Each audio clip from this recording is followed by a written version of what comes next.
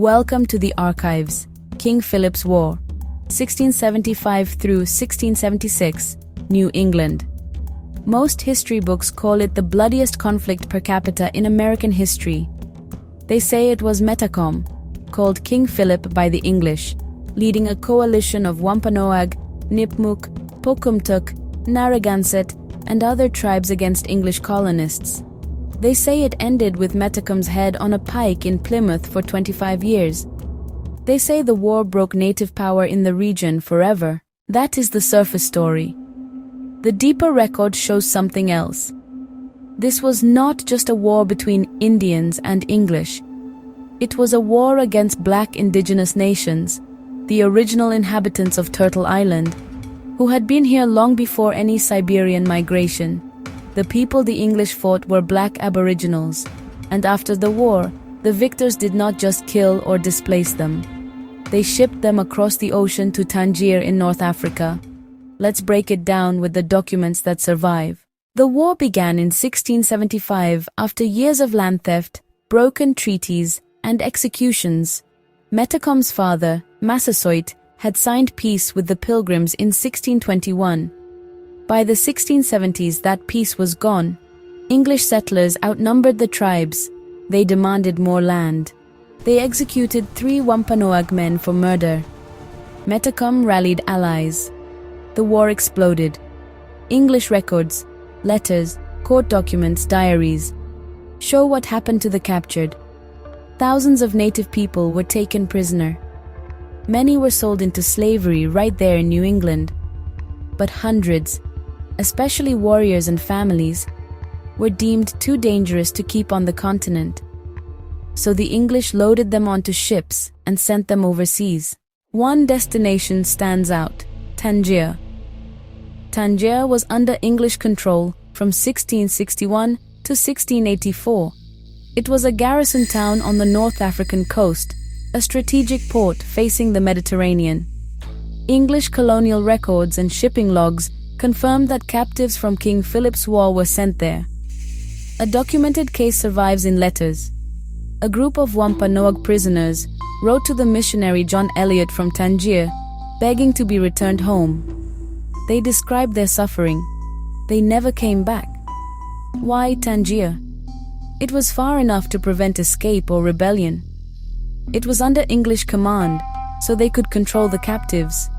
And it was a black land, Berber, Moorish, Amazigh, where the arriving black indigenous people from Turtle Island were not strangers. They shared skin tone, resilience, and in many cases, distant ancestral echoes from pre-Columbian black voyages across the Atlantic. Some likely blended into local black communities. Others were worked to death in labor gangs or military service for the English garrison. The numbers are hard to pin down because the English did not keep careful records of Indian slaves the way they did African ones.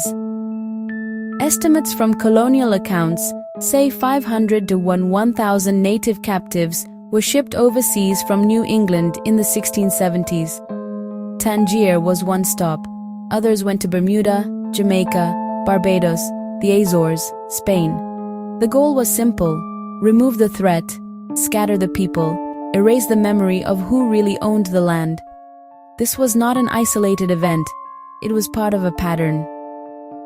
The Pequot War in 1637 ended with hundreds of Pequot shipped to Bermuda and the Caribbean.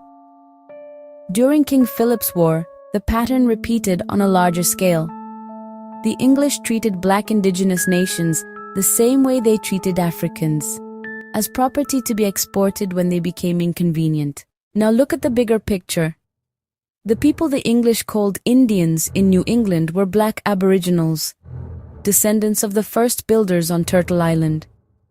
Their features in early drawings, their oral traditions, their mound-building cousins further west, all point to a black presence that predates the Siberian migrations by tens of thousands of years. The war was not just about land. It was about erasing the first people so the colonizers could claim the continent as empty or savage. The captives sent to Tangier were not Native Americans in the modern boxed sense. They were black heirs of Turtle Island's old world, And when they arrived in North Africa, a black land under temporary English occupation, they were not entering a foreign world. They were entering a place where black skin and black resilience were the norm. The story does not end in 1676. Many black indigenous descendants survived in New England, mixed with African arrivals, and became part of what we now call African American lines. The Dawes rolls later tried to separate black from Indian, but the blood does not lie. The memory does not die. This war and its aftermath were genocide by export. The English shipped the first people away to break their hold on the land. Tangier was one of the destinations. The ships sailed. The letters were written. The people never returned. But the land remembers. The blood remembers.